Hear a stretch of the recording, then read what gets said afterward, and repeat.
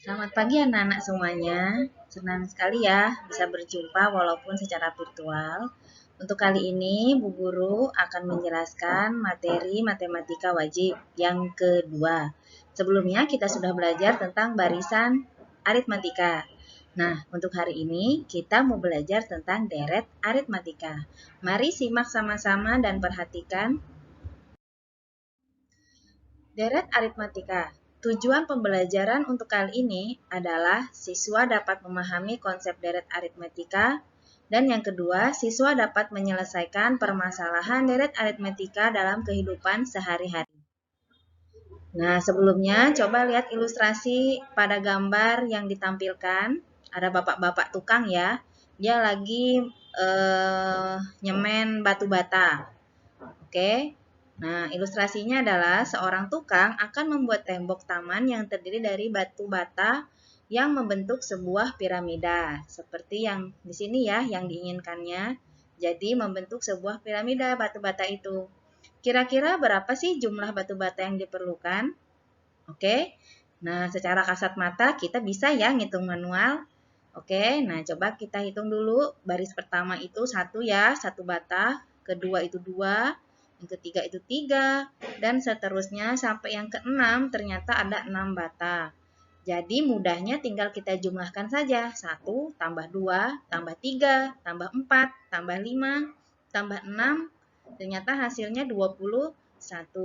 Coba kita analisis. Ini kan susunan bilangan ya. Dari 1 ke 2 ternyata bertambah 1. Dari kedua ke 3 juga bertambah 1. Ingat yang kemarin ya.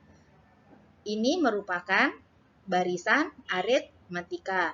Nah, tapi yang sekarang ini karena penjumlahan namanya deret aritmatika. Oke, nah kita bisa simpulkan ya, kalau ada susunan bilangan yang terdiri dari beberapa bilangan yang berdekatan ternyata punya beda yang sama, kita bisa simpulkan bahwa itu adalah deret aritmatika, yaitu penjumlahan berurutan suku-suku suatu barisan aritmatika. Ya, seperti ini, tinggal kita jumlahkan saja, kalau memang langsung bisa dijumlahkan. Barisan 1, 2, 3, 4, 5, dan 6 tinggal kita jumlahkan, jawabannya 21. Oke, nah kita bisa simpulkan ya perbedaan barisan dan deret. Yang kalau barisan, seperti gambar berikut, itu ternyata ciri-cirinya bagaimana? Ya, yang pertama ditandai dengan tanda koma. Ya, coba kalian lihat ini tanda koma ya. Nih, kemudian biasanya dalam soal itu ditandai dengan pertanyaan kata suku ke. Contohnya kemarin, berapakah suku ke-12, berapakah suku ke-100, dan sebagainya. Nah, sedangkan kalau deret, kan begini penampakannya tadi ya. Sama dia angkanya 1 sampai 6, tapi perhatikan penghubungnya ditandai dengan tanda tambah. Seperti ini ya, tanda tambah. Nah, pertanyaan di soal biasanya itu yang ditanyakan adalah ada kata jumlah. Berapakah jumlah 12 suku pertama? Berapakah jumlah 200 suku pertama? Nah, itu disebut dengan deret. Ya, contohnya yang tadi itu deret 1, 2, 3, 4, 5, dan 6 jumlahkan 21. Nah, sekarang bagaimana kalau angkanya banyak sekali? Dari 1 sampai 100. Silahkan kalian mau hitung manual, tapi apakah mau kalau sampai 1000? Nggak mau kan? Tapi tidak usah khawatir, ada rumus jumlahnya ya. Cara cepatnya dengan cara rumus jumlah n suku pertama. Nah, bagi yang di SMP yang sudah ingat, sangat mudah ngerjain. Tapi yang belum ingat, Bu Guru akan jelaskan ya, kita mencari rumus jumlah n suku pertama. Baik, kita sama-sama untuk mencari rumus jumlah n suku pertama. Ya, tadi ilustrasinya adalah gambar sebuah susunan batu bata yang berbentuk piramida. Dengan barisan paling atas jumlahnya 1 bata, 2 bata yang kedua, dan sampai ke bawah itu adalah 6 bata. Nah, jika kita buat tabel, maka baris pertama ini kita simbolkan dengan suku pertama atau U1 ya. Nilainya berapa bata? 1 bata. jumlah N suku pertama, artinya jumlah satu suku pertamanya adalah 1. Selanjutnya, yang kedua ini berarti U2. Nilai sukunya adalah ada 2 bata. Jumlah 2 suku pertama artinya suku pertama tambah suku kedua. Itu 1 tambah 2. Begitu ya maksud jumlah N suku pertama. U3-nya berarti ada 3 bata. Jumlah 3 suku pertamanya 1 tambah 2 tambah 3. Nah, sampai bawah juga sama. Berarti baris ke-6 adalah suku ke-6, itu ada 6 bata. Jumlah 6 suku pertama artinya suku pertama tambah suku kedua, tambah ketiga, tambah keempat, tambah kelima, dan tambah ke-6. Ya, berarti 1 tambah 2 tambah 3 tambah 4 tambah 5 tambah 6. Nah, penjumlahan pada barisan aritmatika itu disimbolkan dengan huruf S. S ini berasal dari kata sum, bahasa Inggrisnya sum, artinya kan jumlah. Maka jumlah itu S lambangnya, sehingga bisa kita simbolkan bahwa jumlah 6 suku pertama itu adalah U1 tambah U2 tambah U3, U4, U5 tambah dengan U6.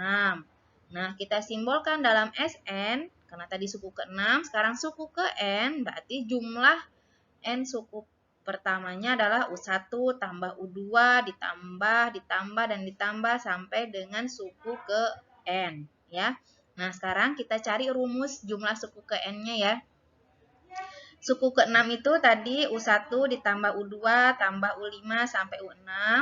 Artinya, kalau penjumlahan kan boleh dibalik ya atau komutatif, berarti U6 ditambah U5, U4, U3, U2 dan U1 ya.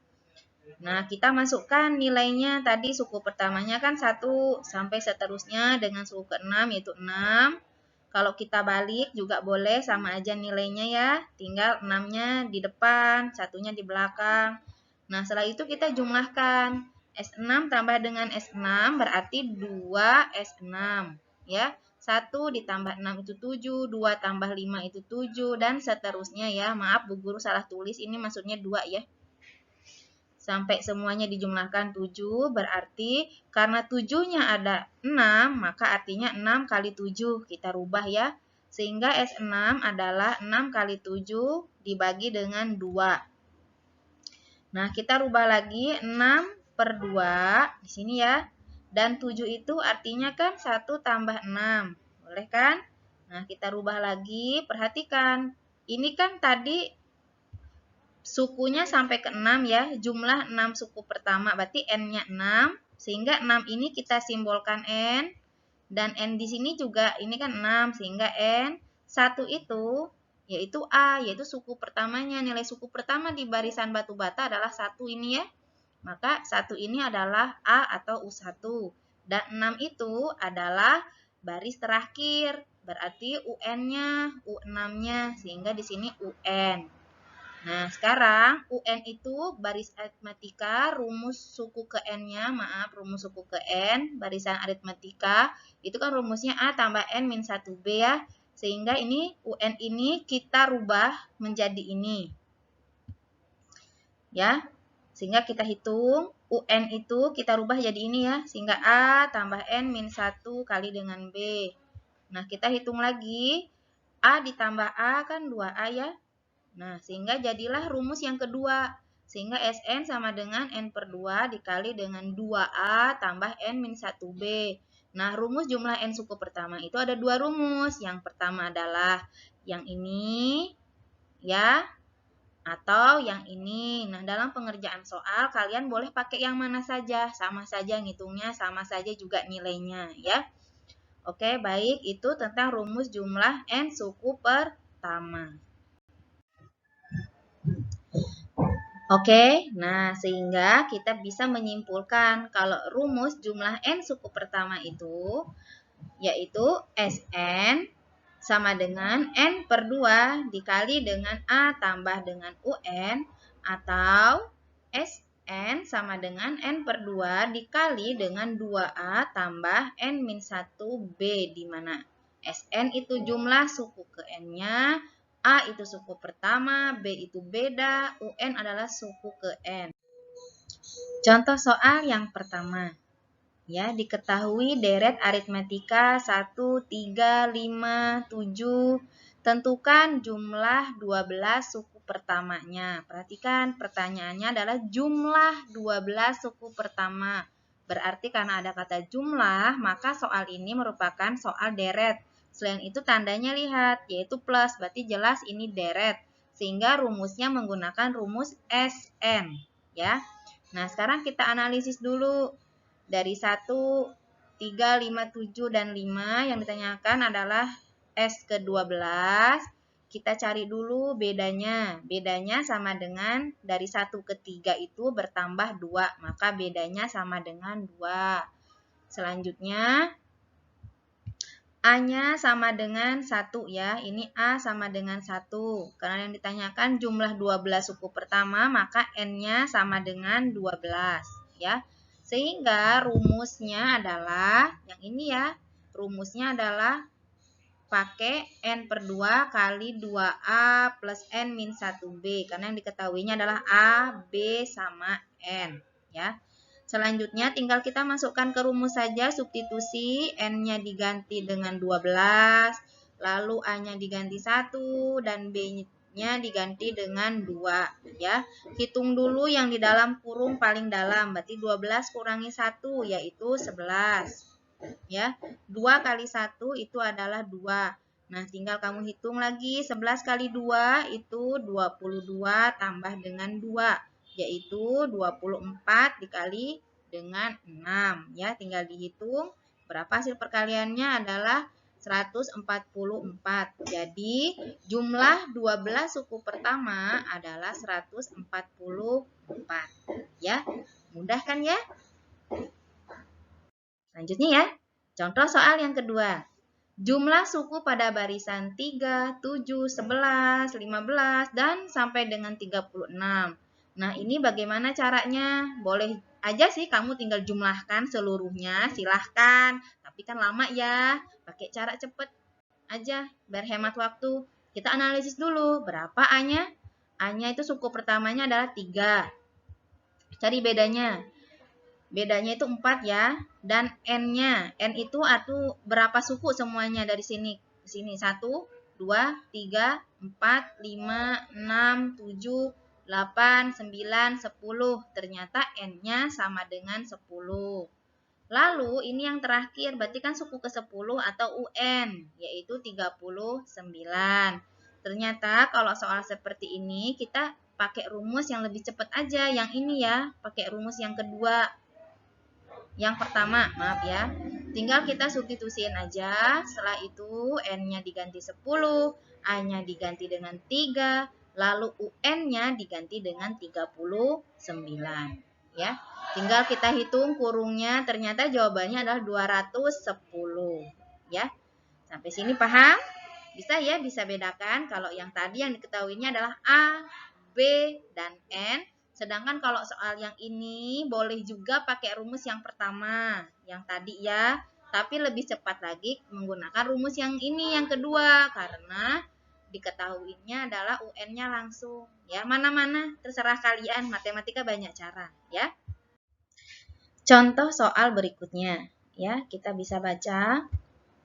Diketahui suku ke-12 suatu barisan aritmetika sama dengan 29, sedangkan suku ke-21-nya sama dengan 56.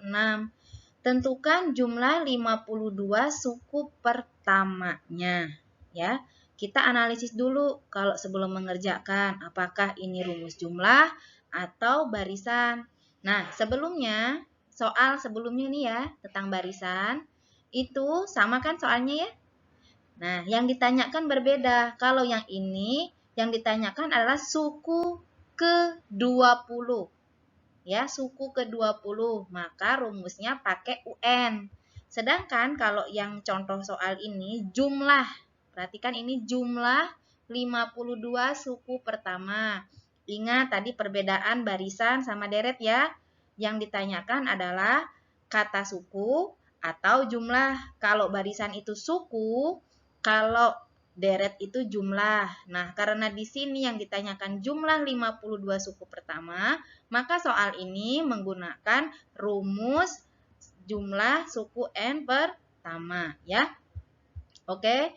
Nah, tapi kalau rumus jumlah suku itu kan harus tahu A, B, dan N-nya. Sedangkan di soal ini belum ya. Nah, sehingga cara mengerjakannya adalah cari dulu suku pertama, lalu bedanya, lalu N-nya. Ya, N-nya ini 52. Nah, sekarang caranya bagaimana? Caranya sama seperti contoh soal yang kemarin. Coba kamu perhatikan, soalnya sama kan? Nah, coba ingat-ingat lagi, caranya adalah tinggal kita tulis yang diketahui ya. Suku ke-12 itu 29, suku ke-21 itu 56. Maka kita masukkan saja ke rumus UN-nya dulu ya. Rumus UN itu ingat yang kemarin apa? UN sama dengan A tambah N min 1B ya. Tinggal N-nya diganti 12, N-nya juga diganti 21 ya. Setelah itu kita sederhanakan, kita hitung seperti barisan yang kemarin. Nah, setelah begini kan ini sistem persamaan linear dua variabel ya. Kita tinggal eliminasi. Berarti kita kurangi A itu 0, 11 kurangi 20 itu min 9, lalu 29 dikurangi 56 itu min 27, sehingga B-nya adalah min 27 dibagi min 9, yaitu 3. Jika B sudah ketemu, tinggal cari A-nya. Kita substitusi saja, boleh pakai yang atas atau yang bawah. Bu Guru pakai yang atas ya. Berarti A tambah 11B sama dengan 29, B-nya diganti dengan 3. Nah, kamu tinggal hitung aja. Berarti 11 kali 3 itu 33. Berarti A sama dengan 29. Ini pindah ruas jadi min 33. Selanjutnya tinggal hitung aja. A-nya sama dengan min 4. Kalau sudah ketemu A dan B, kita tinggal masukkan ke rumus SN, yaitu N per 2 kali 2A plus N min 1B. A-nya itu adalah min 4, B-nya itu 3, dan N-nya, tinggal lihat di soal, N-nya berapa di sini? N-nya 52. Nah, tinggal kalian substitusikan. N-nya ganti 52, A-nya ganti min 4, B-nya ganti 3. Hitung yang perkalian terdalam dulu. Ya, 52 kurangi 1, 51. Ya, lalu 2 kali min 4 itu min 8. Hitung lagi yang dalam kurung, kali dulu 51 kali 3, 153. Tambah min 8, lalu dikali dengan 26. Kalian hitung 26 dikali 145, yaitu jumlah 52 suku pertamanya adalah 3.770. Gampang kan ya? Sama seperti soal barisan yang kemarin, bedanya yang dulu itu suku, kalau yang sekarang jumlah, rumusnya juga beda. Kalau jumlah kan SN, kalau suku ke N pakai UN. Ya. Oke, baik. Sekarang kita selanjutnya adalah penerapan deret aritmetika dalam kehidupan sehari-hari, ya. Contoh soalnya seperti ini. Misalkan, Darto menabung di bank sebesar 100.000 dengan bunga tunggal 1% per bulan. Berapa jumlah uang Darto di akhir tahun? Coba kalian perhatikan, Bu Guru tebalkan ada kata bunga tunggal. Ingat ya, bunga tunggal ini pernah dipelajari ketika SMP, yaitu di aritmetika sosial. Nah, kalau yang ingat, bisa langsung dikerjakan. Kalau yang belum ingat, Bu Guru ingatkan lagi, apa sih itu bunga tunggal? Bunga tunggal adalah bunga yang besarnya tetap untuk setiap periode pembayaran, atau bunganya tidak berubah setiap periodenya. Ya. Cara mengerjakannya bisa juga secara langsung. Ya, contohnya perhatikan, bunga per bulan. Bunga itu kan 1% dari modalnya atau tabungan pertama. Tinggal kita hitung saja 1/100 dari 100.000 ya. Kita kalikan, berarti jawabannya berapa ini? Tinggal kita coret ya, ini kan sama-sama nolnya 2. Nah, berarti jawabannya 1.000. Bunga per bulannya adalah 1.000. Nah, yang ditanyakan bukan per bulan, tapi jumlah uang Darto di akhir tahun. Kita cari dulu bunganya selama 1 tahun itu. Ingat, 1 tahun itu berapa bulan? 12 bulan ya. Nah, berarti tiap bulannya 1000. Bulan kedua itu 1000. Bulan ketiga 1000 bunganya. Sampai dengan bulan ke-12. Kalau kita jumlahkan berarti berapa? 1000 tambah 1000 tambah 1000 sampai dengan 12 itu 12.000 ya. Atau cara cepatnya karena 1 tahun itu 12 bulan, tinggal dikaliin aja 12 dikali dengan bunga per bulan yaitu 1000. Berarti jumlah bunga di akhir tahun adalah 12.000. Tapi yang ditanyakan bukan bunganya ya. Perhatikan di soal jumlah uang Darto. Berarti jumlah tabungan ditambah dengan bunganya. Nah, berarti kita tinggal hitung saja. Jumlah uang Darto di akhir tahun adalah 100.000 ditambah dengan 12.000. Berarti jawabannya 112.000. Nah, ini cara menghitung secara manual. Boleh, silahkan. Kalau bisa pakai manual, silahkan ya. Hitung dengan cara kalian. Tapi mau pakai rumus bunga tunggal juga bisa. Bu Guru ingatkan kembali, yang masih ingat atau yang belum, Bu Guru ingatkan kembali ya. Mencari bunga tunggal adalah I dikali dengan M0 dikali dengan N. B itu bunga ya. Nah, sedangkan Mn sama dengan M0 tambah dengan B. Keterangannya adalah B itu bunga, I itu adalah suku bunga, berapa persen dalam soal.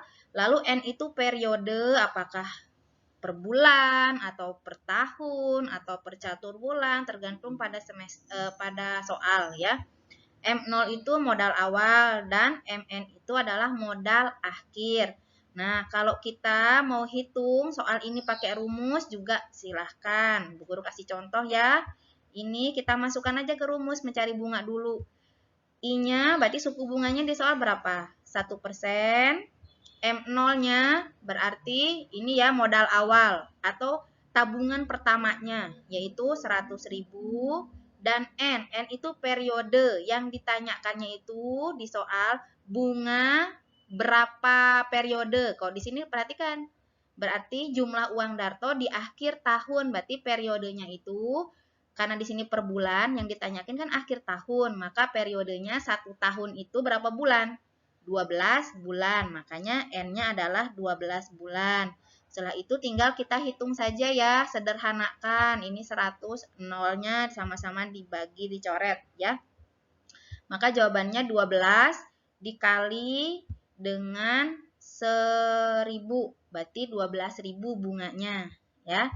Selanjutnya berarti sekarang yang ditanyakan jumlah uang Darto nih di akhir tahun, berarti kan jumlah akhirnya, tabungan terakhir atau modal akhirnya dilambangkan dengan MN.